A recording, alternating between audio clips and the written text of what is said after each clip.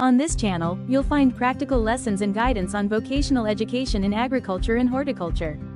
I'll be covering Solanaceous crop cultivator for classes 9 and 10. Floriculturist for classes 11 and 12. If you're a student, teacher or anyone interested in learning about agriculture, horticulture and nutrition, this channel is for you. Got questions or suggestions? Drop them in the comments or connect with me directly on Instagram. Don't forget to like, share, subscribe to stay updated with my latest videos. DM for more such videos and updates.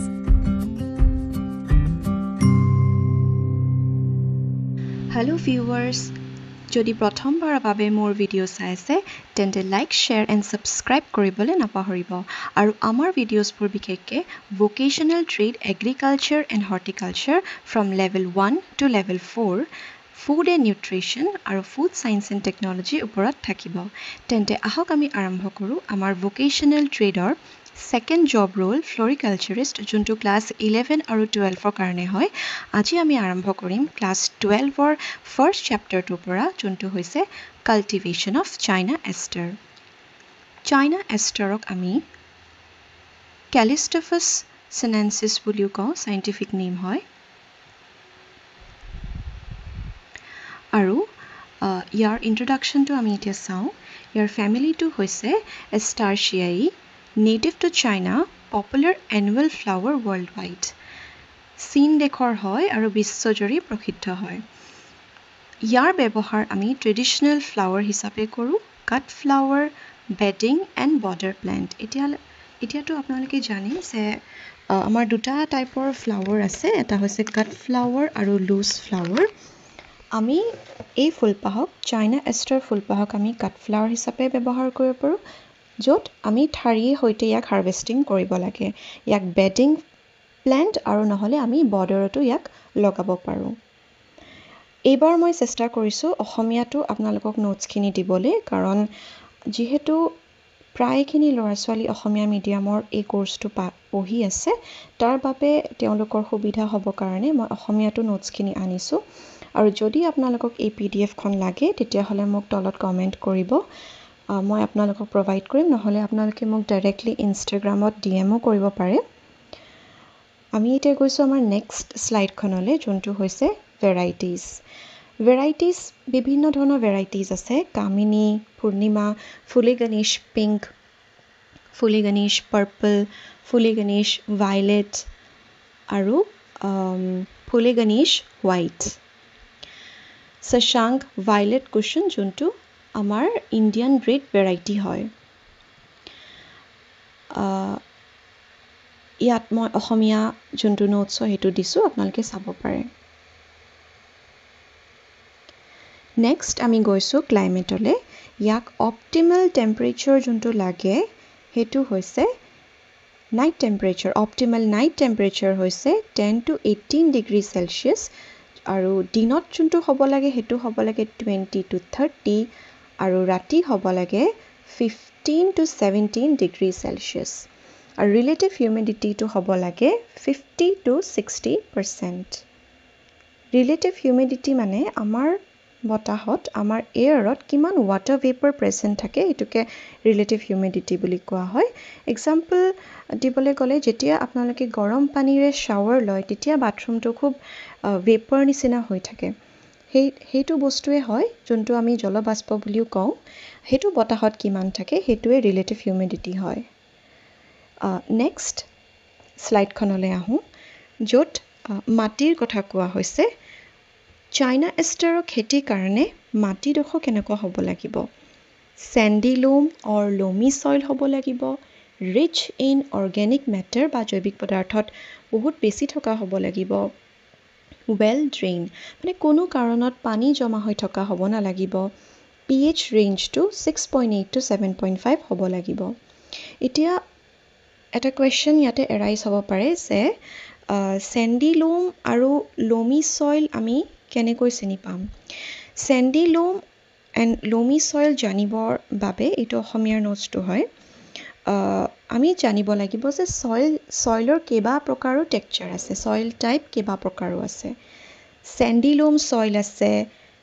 লোম soil আছে, clay লোম আছে আৰু silt clay লোম আছে। সইলত তিনিটা বস্তু থাকে, সেইটো হৈছে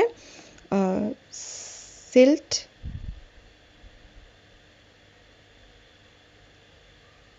ক্লে আৰু sand. Sand, silt and clay এই তিনিবিধ বস্তু আমাৰ সইলত থাকে। এতিয়া কিমান শতাংশ সিল্ট, ক্লে, স্যান্ড থাকে সেইটোৱে নিৰ্দিষ্ট কৰিব যে আমাৰ সইল টাইপটো কেনেকুৱা হয়। তেতিয়াহ'লে ইয়াত কোৱা হৈছে যে স্যান্ডিলোম সইল লাগে। ডেট মিনছ আমাৰ স্যান্ডিলোম সইলত স্যান্ড কিমান থাকিব লাগিব, সিল্ট কিমান থাকিব লাগিব আৰু ক্লে কিমান থাকিব লাগিব সেইটো ইয়াত দিয়া আছে। আপোনালোকে এই টেবুলখন চাই ল'ব পাৰে। সইলৰ যোনটো চেপ্টাৰ আছে ক্লাছ 9ৰ, তাত মই ভিডিঅ'টো প্ৰস্তুত কৰিম। তাতে গোটেইখিনি বস্তু সইলৰ যোনখিনি কেৰেক্টাৰিষ্টিক্স হয়, সইল কিয় ইম্পৰ্টেণ্ট হয়, তাত বহুত ধুনীয়াকৈ বুজাই দিয়া হ'ব। আমি এতিয়া আমাৰ নেক্সট স্লাইডখনলৈ আহোঁ। সেয়া হৈছে প্ৰসাৰণ বা propagation. Commercially propagated through seeds. China এষ্টাৰৰ প্ৰপাগেশ্যনটো চিডছৰ থ্ৰু দি হয় আৰু কিমান চিডছ লাগিব, 2.5 to 3 কিলোগ্ৰাম পাৰ হেক্টৰ। মনত ৰাখিব এইটো পাৰ হেক্টৰত দিয়া হৈছে। আমি ইয়াক আমাৰ নিৰ্দিষ্ট প্ৰয়োজন অনুসৰি আমি সলাই ল'ব পাৰোঁ। চিডছ সোন ইন নাৰ্চাৰী। আমি চিডছ কেতিয়া সিঁচিব লাগে নাৰ্চাৰী এখনত, সেইটো হৈছে ছেপ্টেম্বৰ টু অক্টোবৰ মাহৰ ভিতৰত। আৰু ট্ৰান্সপ্লান্টিং কেতিয়া কৰিব লাগে, যেতিয়া আমি গুটি সিঁচো তাৰপিছত তাৰ পৰা পুলি ওলায় আৰু পুলিটো এটা নিৰ্দিষ্ট হাইট পাইগৈ আৰু সেই নিৰ্দিষ্ট হাইটত যেতিয়া আমি সেই টেম্পৰাৰী জেগাটোৰ পৰা এটা পাৰ্মানেণ্ট ঠাইলৈ সেই পুলিটো লৈ যাওঁ, তাক ট্ৰান্সপ্লান্টিং বুলি কোৱা হয়। চাইনা এষ্টাৰৰ ক্ষেত্ৰত আমাৰ সিডলিংটো, আমাৰ পুলিটো 10 চেণ্টিমিটাৰ হাইট হ'ব লাগিব আৰু বা 1 মাহ ওল্ড হ'ব লাগিব। তেতিয়া আমি ট্ৰান্সপ্লান্টিং কৰিব লাগে সিডলিংটো। যদি আমি সঠিক সময়ত বা সঠিক ষ্টেজত ট্ৰান্সপ্লান্টিং নকৰোঁ, তেতিয়াহ'লে কিন্তু আমাৰ পুলিটো ট্ৰান্সপ্লান্টিং শ্বক পাব আৰু খুব বেছি দিন জীয়াই নাথাকিব। সেইটো কাৰণে এটা নিৰ্দিষ্ট সময়ত ট্ৰান্সপ্লান্টিং কৰাটো খুব বেছি দৰকাৰ। এতিয়া আমাৰ নেক্সট স্লাইডখনলৈ যাওঁ। সেয়া হৈছে land preparation. Plough field 3 times. মই বহুত শ্বৰ্টকৈ লিখিছোঁ কাৰণ স্লাইড এখনত বহুত ডিটেইলছত বস্তুখিনি বুজোৱাটো ইমান সম্ভৱ নহয় আৰু যিমান পাৰোঁ মই অসমীয়া ট্ৰান্সলেশ্যনটো দিছোঁ, কিন্তু চব বস্তুৰে বা চবৰে অসমীয়া অনুবাদটো দিবলৈ অকণমান দিগদাৰ হয়। স্পেচিয়েলি চাইণ্টিফিক নেমবিলাকৰ তেনেকুৱা নাথাকে, বেমাৰবিলাকৰ নাথাকে, কীট পতংগৰ নাথাকে, সেইটো কাৰণে তাৰ মই দিয়া নাই। বাকীখিনি আপোনালোকে প্ৰায় পাব। লেণ্ড প্ৰিপেৰেশ্যনত আমি কৰিব লাগে প্লাউ ফিল্ড 3 টাইমছ। আমি খুব ধুনীয়াকৈ 3 বাৰ হাল বাব লাগে, কমচে কম 30 চেণ্টিমিটাৰ ডিপকৈ। আৰু ফাইন টিল্ট, মানে আমি যিমান বাৰে হাল বাওঁ সিমান বাৰে কিন্তু আমি আমাৰ লেণ্ডটো মিহি কৰি যাব লাগে। কাৰণ এবাৰ হাল বোৱাৰ লগে লগে মাটিৰ চপৰা হৈ যায়, আমি সেইবোৰ ভাঙি ল'ব লাগে। ভাঙি পেলাই খুব ধুনীয়া মিহি কৰি ল'ব লাগে। আমি প্লেংকিং কৰিব লাগে। আৰু আমি তাত 2 নম্বৰ হাল বোৱাৰ সময়ত আমি 10ৰ পৰা 15 টন ফাৰ্ম য়াৰ্ড মেনিয়ৰ, এইটো FYM যোনটো দিছে, এইটো ফাৰ্ম য়াৰ্ড মেনিয়ৰ বুলি কয়। Farm yard manure. Farm yard manure ই এটা অৰ্গেনিক বস্তু হয় আৰু নহয়বা আমি কেঁচুসাৰো দিব পাৰোঁ। আকৌ মনত ৰাখিব এইটো হেক্টৰত দিয়া আছে। 10 to 15 টনছ এইটো হেক্টৰত দিয়া আছে। এইটো আমি যদি আমাৰ মাটিটোৰ জোখৰ হিচাপত আমি সলাই ল'ব লাগিব। আমি ফাৰ্ম য়াৰ্ড মেনিয়ৰ অৰ ভাৰ্মি কম্পোষ্ট আমি মিলাব লাগিব কেতিয়া, 2 নম্বৰ প্লাউইঙৰ সময়ত, ছেকেণ্ড বাৰ হাল বোৱাৰ সময়ত মিলাব লাগিব। আৰু ফাৰ্ম য়াৰ্ড মেনিয়ৰ আৰু ভাৰ্মি কম্পোষ্ট হৈছে অৰ্গেনিক মেনিয়ৰ। ইয়াৰ পৰিমাণটো ইমান মেটাৰ নকৰে, কিন্তু ইয়াৰ কোৱালিটিটো মেটাৰ কৰিব। কাৰণ ফাৰ্ম য়াৰ্ড মেনিয়ৰ বা অৰ্গেনিক যোনবোৰ মেনিয়ৰ হয়, তাহাঁতৰ কোৱান্টিটিতকৈ বেছি কোৱালিটি কিয় মেটাৰ কৰে, কাৰণ তাৰ পৰা যোনটো নিউট্ৰিয়েণ্টছ আছে সেইটো ছইলত খুব লাহে লাহে ওলায় আৰু সেইকাৰণে কোৱান্টিটি নহয় কোৱালিটি মেটাৰ কৰে খুব যদি আমি গোবৰ ব্যৱহাৰ কৰি আছোঁ খুব ধুনীয়া শুকান গোবৰ হ'ব লাগিব যদি আমি কোনো ধৰণৰ কম্পোষ্ট ইউজ কৰি আছোঁ খুব ভালদৰে পচা হ'ব লাগিব এতিয়া আমি আমাৰ নেক্সট স্লাইডখনলৈ যাওঁ প্লেন্টিং আমাৰ লেণ্ড ৰেডি হৈ গ'ল এতিয়া আমি কৰিব লাগিব তাত প্লেন্টিং ছিজনটো কিতাপত ইয়াতে বেংগলোৰ ফাৰ্ষ্ট দিয়া আছে ৰাউণ্ড দ্য ইয়েৰ মানে গোটেই বছৰটো হয় কাৰণ মে আৰু জুন দিছে আৰু ছেপ্টেম্বৰ টু অক্টোবৰ দিছে সাবট্ৰপিকেল দিল্লী আমাৰ ৰিজনটো তিনিটা ভাগত ভাগ কৰা আছে ট্ৰপিকেল সাবট্ৰপিকেল টেম্পাৰেট দিল্লীৰ যোনটো ক্লাইমেট হয় সেইটো সাবট্ৰপিকেল হয় মানে মাইল্ড আৰু হিউমিড ক্লাইমেট বুলি ক'ব পাৰি যদি ট্ৰপিকেল হয় তেতিয়াহ'লে বহুত বেছি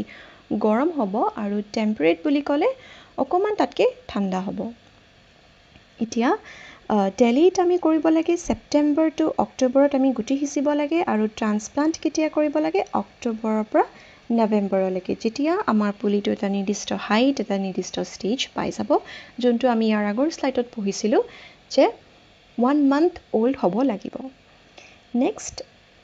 টেম্পাৰেট এৰিয়াছবিলাকত আকৌ গুটি সিঁচিব লাগিব ছেপ্টেম্বৰত আকৌ ট্ৰান্সপ্লান্ট কৰিব লাগিব অক্টোবৰ প্ৰায় এক মাহৰ পিছত আমি তাক এটা আমাৰ পুলিটো এটা নিৰ্দিষ্ট পাৰ্মানেণ্ট বা স্থায়ী জেগালৈ আমি লৈ যাব লাগিব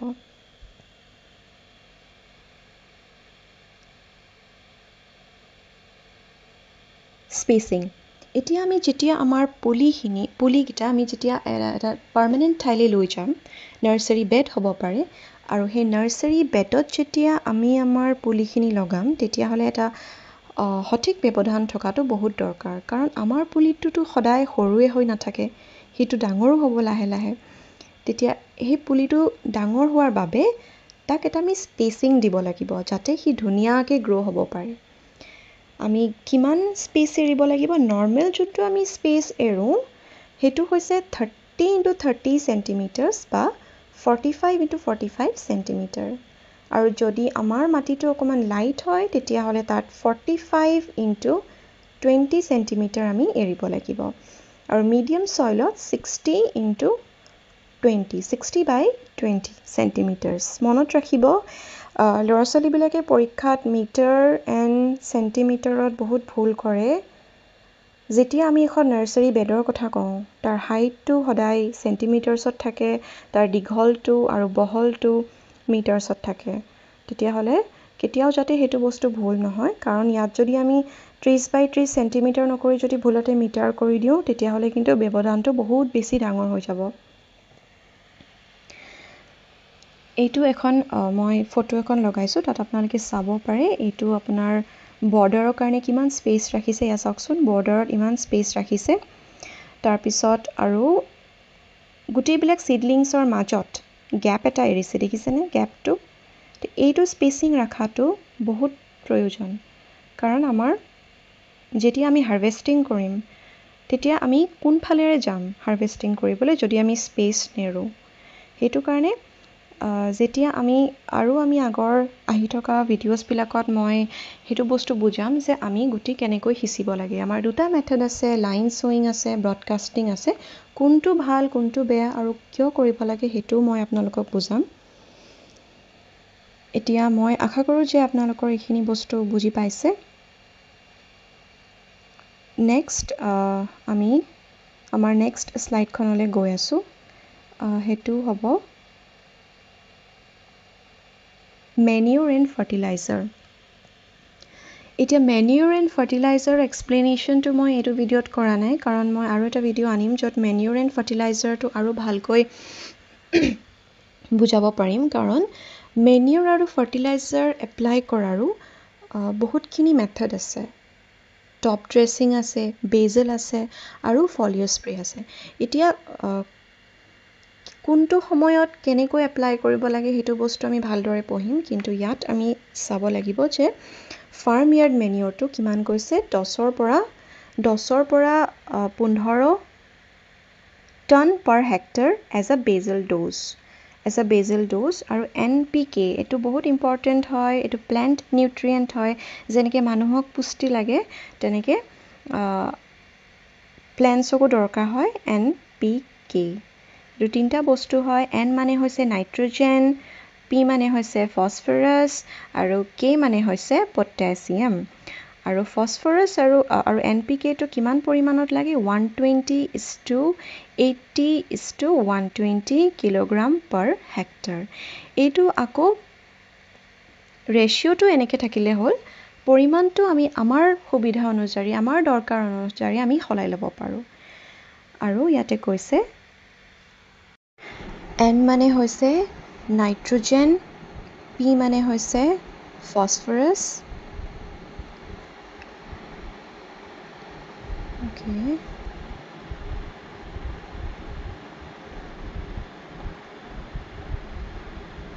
নাইট্ৰজেন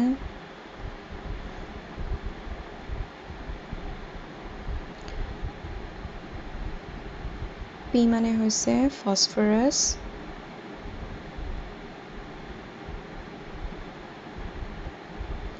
আৰু K for potassium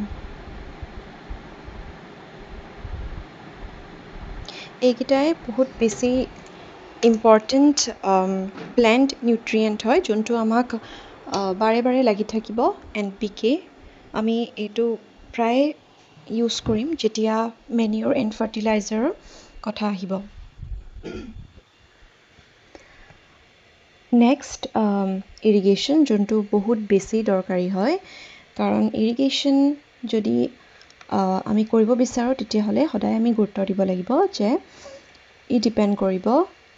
ছইলৰ ওপৰত ছিজনৰ ওপৰত আৰু ৱেডাৰৰ ওপৰত ইৰিগেশ্যন দিয়াৰ পদ্ধতি বহুতকেইটা আছে আপোনালোকে মোৰ অহা ভিডিঅ'ছবিলাকত ইৰিগেশ্যনৰ কথাও চাব পাৰিব শিকিব পাৰিব ইয়াত কৈছে যে winter annual ইৰিগেট every 10 to 12 days মানে যিহেতু বতৰটো ঠাণ্ডা থাকিব তেতিয়াহ'লে আমি 10 পৰা 12 দিনৰ ভিতৰত ইয়াক এই ফুলপাহত পানী দি থাকিলে হ'ব যেতিয়া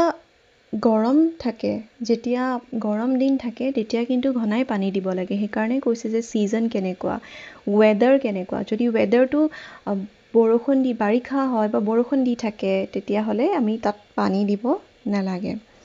আৰু এইটো উইণ্টাৰ এনুৱেল ফুল হয় সেইটো কাৰণে আমি ইয়াক 10 to 12 days মূৰে মূৰে পানী দিলেও হ'ব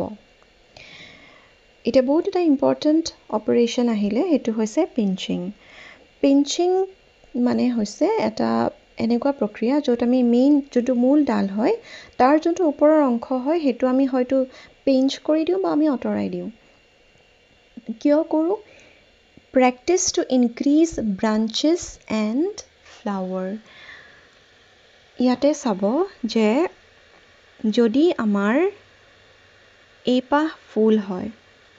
এইটো তাৰ মূল ডাল হয় এইটো টাবত আছে ফুলপাহ এতিয়া পিঞ্চিংটো কৰা হয় ব্ৰাঞ্চেছ আমি ইয়াৰ পৰাতো আৰু ব্ৰাঞ্চেছ ওলাব ন ইয়াৰ পৰা আৰু ডাল ওলাব তাতে আৰু ফুল গজিব তেতিয়াহ'লে পিঞ্চিংটো কিয় কৰা হয় পিঞ্চিংটো এই ওপৰৰ অংশটো গুচাই দিয়া হয় ওপৰৰ অংশটো গুচাই দিলে যদি আমি চাব এইটো ছাপোজ আমি গুচাই দিলোঁ তেতিয়াহ'লে কি হ'ব ইয়াৰ আৰু ফ্লাৱাৰ্ছ বাঢ়িব চাব এতিয়া এইটো যে এডাল হৈ আছিলে ইয়াৰ পৰা আকৌ এনেকৈ দুডাল হৈ যাব আকৌ যদি আমি ইয়াতো যদি আমি আকৌ পিঞ্চিং কৰি দিওঁ তাৰপৰা ইয়াৰ পৰাও আকৌ ডাল ওলাবলৈ আৰম্ভ কৰিব এতিয়া তাৰমানে ঝোপোহা নিচিনা হৈ পৰিব গোটেই ফুলপাহ সেইটো কাৰণে আমি পিঞ্চিং কৰিব লাগে মূল ডাল এই মূল ডাল যোনডাল কৈছে সেইডাল মেইন শ্বুটডাল আমি কৰিব লাগে first pinching main shoot 1 month after transplanting কৈছে আকৌ দেই ট্ৰান্সপ্লান্টিঙৰ 1 মাহ পিছত ট্ৰান্সপ্লান্টিঙৰ 1 মাহৰ পিছত আমি পিঞ্চিং কৰিব লাগে আৰু ইনক্ৰিজ নোডছ ব্ৰাঞ্চেছ ফ্লাৱাৰ্ছ আৰু ইল্ড ফ্লাৱাৰৰ যোনটো পৰিমাণ হয় সেইটো বঢ়াই দিয়ে সেইকাৰণে আমি পিঞ্চিং কৰিব লাগে আৰু ডিলেইজ ফ্লাৱাৰিং যোনটো আমাৰ ফুল ফুলাৰ সময়খিনি হয় সেইখিনি পিছুৱাই দিয়ে 8 পৰা 12 দিনলৈকে কাৰণ ফুলপাহটো সৰুৱে হৈ আছে ন গোটেই এনাৰ্জিখিনি যদি ফুলোতে যদি লাগি যায় তেতিয়াহ'লে ফুলপাহ ইমান ধুনীয়াকৈ গ্ৰ' নহ'ব পাৰে সেইটো কাৰণে আমি কি কৰিব লাগিব ট্ৰান্সপ্লান্টিং কৰোঁতেতো 10 সেন্টিমিটাৰ মানহে ডাঙৰ থাকিব তাৰ এক মাহৰ পিছত আমি কি কৰিব লাগিব তাৰ যোনটো মেইন শ্বুট থাকিব তাৰ ওপৰৰ অংশটো আমি গুচাই দিব লাগিব এইটো চাওক এইটো এটা পিকচাৰ য'ত পিঞ্চিং কৰিছে মেইন শ্বুটডাল এইটো অলৰেডি গুচালে এইটো গুচাই আছে এইটো অলৰেডি গুচোৱা হৈ গ'ল আৰু এইটো গুচাই আছে তেতিয়া নোটছবোৰ বাঢ়িব আৰু ফ্লাৱাৰ প্ৰডাকশ্যনছ বাঢ়িব আৰু লগতে ইল্ডো বাঢ়িব এতিয়া আমি আহোঁ হাৰ্ভেষ্টিং এণ্ড ইল্ড আমি ইয়াৰ আগলৈকে মাটি তৈয়াৰ কৰিবলৈ শিকিলোঁ মাটি কেনেকুৱা লাগে আমি সেইটো শিকিলোঁ পিঞ্চিং কৰিব লাগে আমি অপাৰেশ্যনটো শিকিলোঁ মেনিউৰ এণ্ড ফাৰ্টিলাইজাৰ কেনেকুৱা ধৰণৰ কিমান পৰিমাণত লাগে সেইটো শিকিলোঁ এতিয়া আমি আহোঁ হাৰ্ভেষ্টিং এণ্ড ইল্ড মই আগতে কৈছিলোঁ যে কিছুমান বস্তুৰ অসমীয়া অনুবাদ দিবলৈ অকণমান অসুবিধা হয় সেইকাৰণে ইয়াত এতিয়া বহুত সহজভাৱে মই বুজাবলৈ চেষ্টা কৰিছোঁ loose flower and cut flower দুটা মেথড আছে হাৰ্ভেষ্টিং মানে দুটা টাইপৰ ফ্লাৱাৰ আমি দুটা টাইপত আমি হাৰ্ভেষ্টিং কৰিব পাৰোঁ ছিঙিব পাৰোঁ এটা হৈছে ডাল থকা মানে কাট ফ্লাৱাৰ যদি এই ফুলপাহৰ ডালৰ সৈতে আমি ছিঙো তেতিয়াহ'লে এইটো কাট ফ্লাৱাৰ হ'ব এইটো কি হ'ব কাট ফ্লাৱাৰ কাট এইটো নহয় এইটো তলৰটো নহয় কাট ফ্লাৱাৰ হ'ব কিন্তু যদি অকল আমি ফুলপাহ ছিঙো তেতিয়াহ'লে এইটো হ'ব লুজ ফ্লাৱাৰ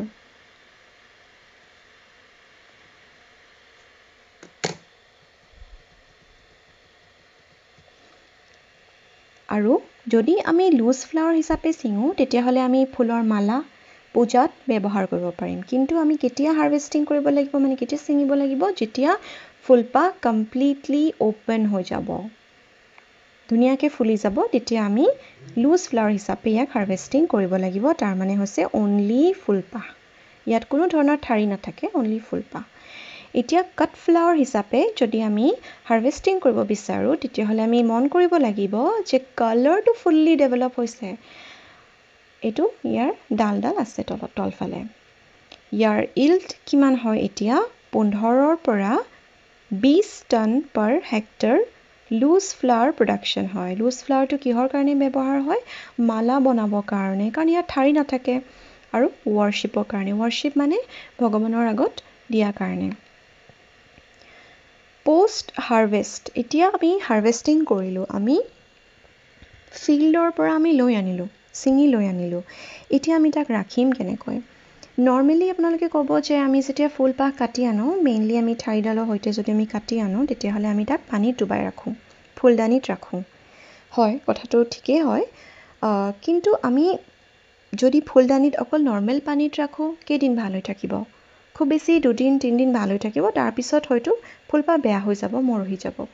কিন্তু যদি আমি এনেকুৱা এটা সলিউশ্যন বনাব পাৰোঁ যোনটোত আমি ফুলকিপাহ বেছি দিনলৈকে ভালকৈ ৰাখিব পাৰোঁ তেতিয়া কেনেকুৱা হ'ব তেতিয়া আমি এটা পালচিং সলিউশ্যন বনাব লাগিব পালচিং সলিউশ্যনৰ কথাটো প্ৰেক্টিকেল এক্সামত প্ৰায় সোধা হয় লাষ্ট টাইমত সুধিছিলে যে পালচিং সলিউশ্যনটো কেনেকৈ বনায় পালচিং সলিউশ্যনটো বনাবৰ কাৰণে আমাক কিছুমান সামগ্ৰী লাগিব কিছুমান কেমিকেলছৰ দৰকাৰ হ'ব সেইটো হৈছে মেইনলি সুক্ৰ'জ মানে আমাৰ যোনটো ছুগাৰ টেবল ছুগাৰ হয় আমি যোনটো চেনি ব্যৱহাৰ কৰোঁ সেয়া HQS CCC এটা কেটালিষ্ট হয় আৰু চিলভাৰ নাইট্ৰেট এইটো হাইড্ৰক্সাইড ছালফেট বুলিও কয় আৰু এইটো হৈছে এইটো হাইড্ৰক্সাইড ছালফেট আৰু এইটো হৈছে চিলভাৰ নাইট্ৰেট যদি আপোনালোকৰ এতিয়া এইখিনি বস্তু এটা ব্যৱসায়িক প্ৰতিষ্ঠানত ব্যৱহাৰ কৰি থাকে কিন্তু যদি আপুনি ঘৰত ৰাখিব বিচাৰিছে ঘৰত আপুনি কেমিকেলছখিনি পাবলৈ হয়তো অসুবিধা হ'ব বা পৰিমাণটো মিলাবলৈ আপোনালোকৰ দিগদাৰ হ'ব পাৰে তেতিয়া অকল নৰ্মেল সুক্ৰ'জত আপুনি ফুলকিপাহ ৰাখিব পাৰে তেতিয়াও ভাল হৈ থাকিব তো এইটো আছিলে পোষ্ট হাৰ্ভেষ্ট য'ত আমি কাট এণ্ডছবোৰ কাট এণ্ডছবোৰ আমি এটা সলিউশ্যনত ডিপ কৰি ৰাখোঁ মই আশা কৰোঁ যে এইখিনিলৈকে আপোনালোকে চবেই ভালদৰে বুজি পাইছে যদি আৰু কিছুমান মোৰ বুজোৱা পদ্ধতিত যদি ইমপ্ৰুভমেণ্ট লাগে বা কিছুমান বস্তু যদি আপোনালোকে নোটছৰ প্ৰয়োজন হয় তেতিয়াহ'লে মোক আপোনালোকে কমেণ্ট কৰিব বা মোক কানেক্ট কৰিব ডাইৰেক্টলি ইনষ্টাগ্ৰামত কানেক্ট কৰিব পাৰে এতিয়া আমি আহিছোঁ ইনচেক্ট পেষ্ট কীট পতংগ ইয়াৰ অসমীয়া অনুবাদটো দিবলৈ নাই কাৰণ এইকেইটা কীট পতংগ এজ ইট ইজ আপোনালোকে লিখিব পাৰে ব্লেক বিষ্টাৰ বিটল এছিয়াটিক বিটল এইকেইটা অকল নামহে আছে টাৰ্নিছ প্লেন বাগ লিভ হপাৰ এটা ভাইৰাছ ভেক্টৰ হয় ভাইৰাছ কেৰি কৰে লিভ মাইনাৰ কিছুমান পাতবিলাকত কেতিয়াবা চাবচোন পাতবিলাকত পূৰা এনেকুৱা দাগ হৈ থাকে মানে পাতটো খানি খানি লৈ মানে বগা বগা চিন হৈ যায় সেইটো কামটো লিভ মাইনাৰে কৰে চেমিলুপাৰ কেটাৰপিলাৰ গ্ৰীণ কালাৰ থাকে বেছিভাগ প্লেণ্টৰ লিভছবোৰ খায় আৰু ফুলপাহ খায় root knot nematode gall stunting মানে কি হয় যেতিয়া এজোপা প্লেণ্টৰ শিপাবোৰ এনেকৈ থাকে ইয়াত সৰু সৰু গোটা বান্ধি যায় সৰু সৰু টেমুনা বান্ধি যায় ৰুট নট নিমাটোড এইটো ৰুট নট নিমাটোডে কৰে এনেকুৱা হৈ যায় শিপাবোৰ এনেকুৱা হৈ যায় আৰু এটা বস্তু ভাবি চাওক যদি শিপাবোৰ এনেকুৱা হয় প্লেণ্টে মেক্সিমাম যোনটো নিউট্ৰিয়েণ্ট হয় সেইটো শিপাৰে এবজৰ্ভ কৰে এতিয়া যদি ইয়াত এটা গোটা বস্তু এটা আহি গ'ল তেতিয়াহ'লে সেই নিউট্ৰিয়েণ্টছটো কেনেকৈ এবজৰ্ভ কৰিব এজ এ ৰিজাল্ট গ্ৰ'থ নহয় আৰু ষ্টাণ্টিং হয় মানে বেছি হাইট নাপায় চাপৰ নিচিনা হৈ থাকে আৰু ফলিয়েজ নিমাটোড এইটো পাতবোৰ খায় এক্টিভ এট 20 ডিগ্ৰী চেলচিয়াছ এইবোৰ বস্তু এইবোৰ যোনটো ৰুট নট ফলিয়েজ নিমাটোড হয় এইবোৰ এক্টিভ থাকে 20 ডিগ্ৰী চিত এক্টিভ হৈ থাকে আৰু ইয়াৰ কণ্ট্ৰল কৰিব লাগিব আমি Furadan at the rate of 1 gram per metre square plus hoeing and watering কীট পতংগৰ কথা যেতিয়া আহে আমি জানিব লাগিব যে নামটো জানিব লাগিব কি কৰে কেনেকুৱা ধৰণৰ এফেক্ট কৰে কি খায় বা কি বস্তু ডেমেজ কৰে আমি সেইটো জানিব লাগিব আৰু ইয়াৰ কণ্ট্ৰল মেজৰটো জানিব লাগিব ইয়াৰ ক্ষেত্ৰত আমি ফিউৰাডান কণ্ট্ৰল মেজৰ হিচাপে ব্যৱহাৰ কৰিব লাগে কিমান 1 gram per metre square হোয়িং and watering মানে আমি ভালদৰে কোৰ মাৰিব লাগিব আৰু সঠিক পৰিমাণত পানী যোগাৰ ধৰিব লাগিব নেক্সট আহিলে এতিয়া ডিজিজেছবিলাকত চাব বেছিভাগ আপোনালোকে চাইণ্টিফিক নেম দেখিব যেতিয়া আপোনালোকে চাইণ্টিফিক নেম দেখে চাইণ্টিফিক নেমবিলাক সদায় যদি জিনাছ আৰু স্পিচিছ দুটা থাকে তেতিয়াহ'লে আণ্ডাৰলাইন কৰি দিব আৰু যদি এনেকৈ টাইপ কৰি কেতিয়াবা লিখা হয় তেতিয়াহ'লে এইবিলাক ইটালিক্স কৰিব লাগে উইল্ট যোনটো কৰে ফিউজেৰিয়ামে কলাৰ ৰুট ৰট কৰে পাইথপথৰাই গ্ৰে মোল্ড বটাইৰিছ লিভ স্পট এইটো ঢেৰ কিছুমান চাইণ্টিফিক নেম দিয়া থাকে এস্কোচাইটা চেপ্টৰিয়া ষ্টেমফাইলিয়াম ক্ৰেংকাৰটো ফোমপচিছ ৰাষ্ট কলিঅ'স্পৰিয়াম আৰু ইয়াৰ এতিয়া কণ্ট্ৰলটো চাব কণ্ট্ৰলটো যেতিয়া ডিজিজৰ কথা আহে ডিজিজটো প্ৰথমতে ডিজিজৰ নামটো লাগিব ফাৰ্ষ্ট নেম লাগিব ডিজিজটো কি হয় বেমাৰটো কি হয় ছাপ'জ বেমাৰৰ নামটো হৈছে উইল্ট এইটো কিহে কজ কৰিছে এইটো হৈছে ফিউজেৰিয়ামে কৰিছে ফিউজেৰিয়াম স্পিচিছ বুলি লিখিব লাগে একচুৱেলি এইটো ফিউজেৰিয়ামে কৰিছে আৰু ইয়াৰ কণ্ট্ৰলটো লিখিব লাগিব আৰু ইয়াৰ কণ্ট্ৰলটো কৈছে আমি স্প্ৰে কৰিব লাগিব কাপ্টান মেনকোজেব জিনেব আৰু কাৰ্বেণ্ডেজিম ইয়াৰ পৰিমাণবোৰ দিয়া আছে স্প্ৰে কৰিব লাগিব 0.2% কাপ্টান mancozeb জিনেব কাৰ্বেণ্ডেজিম or 0.1% কেলিক্সিন Rashtra control with ৱেটেবল sulphur এইকেইটা আপোনালোকে মনত ৰাখিব বহুত ইম্পৰ্টেণ্ট শ্লাইড হয় আৰু পৰীক্ষাত যদি সোধে যে কেনেকুৱা ধৰণৰ ৰোগসমূহ আছে চাইনা এষ্ট্ৰত তেতিয়া আপোনালোকে wilt collar root rot grey mould leaf spot মানে হৈছে পাতত স্পট পৰে তেনেকুৱা ধৰণৰ বস্তু আপোনালোকে লিখিব পাৰিব আৰু ইয়াত চাবচোন লিভ স্পটত 3টামান দিয়া আছে চেপ্টৰিয়াটো মই কওঁ যে অকণমান ইজি হ'ব তেনেকৈ স্পেলিঙৰ সৈতে মুখস্থ কৰিব লাগিব ইয়াৰ কণ্ট্ৰল মেজৰটো লাগিব তেতিয়াহ'লে এইখিনি আছিলে আজিলৈ যদি কিবা ডাউট থাকে মোক কমেণ্ট কৰিব ভিডিঅ'টো চাই যদি ভাল পালে তেতিয়াহ'লে লাইক কৰিব কমেণ্ট কৰিব শ্বেয়াৰ কৰিব আৰু যদি এতিয়ালৈকে ছাবস্ক্ৰাইব কৰা নাই তেতিয়াহ'লে ছাবস্ক্ৰাইব কৰি দিব থেংক ইউ বাই বাই